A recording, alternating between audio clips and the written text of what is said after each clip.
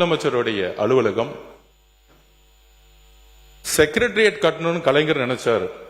அதுல ஏதாவது உடன்பாடு இல்லாம இருக்கா?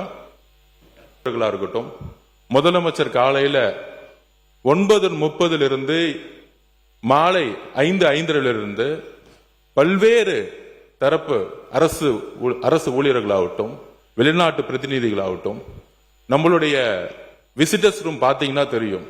ஒரு வெளிநாட்டில இருந்து ஒரு அமெரிக்கன் கான்சுலேட்டோ ஒரு வெளிநாட்டு அதிகாரிகள் வரும்பொழுது உட்காரக்கூடிய இடம் இன்னும் அப்டேட் செய்யப்படல. இதுதான் கலைஞரும் சரி அம்மா அவர்களும் சரி ஒரு செக்ரட்டரியேட் கட்டணும்னு நினைச்சாங்க.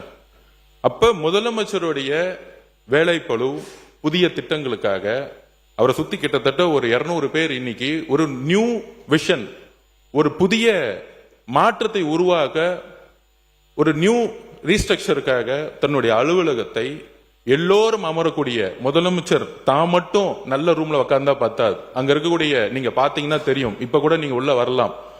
S1 S2 முதலமைச்சருடைய S1 S2 S3 S4 ஒரு 100 ஸ்கொயர் ஃபீட் கூட இல்லாத ஒரு ரூம்ல உட்கார்ந்து அவங்க வேலை பார்த்துட்டு இருக்காங்க. அப்ப முதலமைச்சருடைய பரந்த உள்ளம் அனைத்து அதிகாரிகளுக்கும் ஒரு நல்ல வசதியான இடம் வேண்டும் என்கின்ற ஒரு உணர்வுடன் தான் தன்னுடைய அலுவலகத்தை அவரை சுத்தி கிட்டத்தட்ட 80 பேர் உட்கார்ந்து வேலை பார்க்கும் போது அங்க சரியான கழிவறை வசதி கூட கிடையாது. நீங்கள் இப்பொழுதும் போய் பார்க்கலாம்.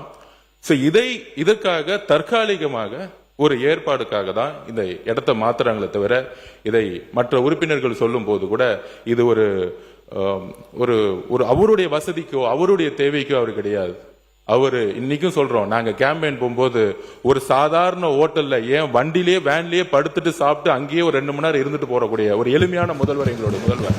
அதனால இந்த தவறான தகவல்களை அவைக்கு எதுவும் தெரிவிக்க வேண்டும் நாம் சொல்கிறோம். மித்த எல்லா கேள்விகளுக்கும் என்னுடைய பதிலறிவில் நான் தெரிவிக்கிறேன்.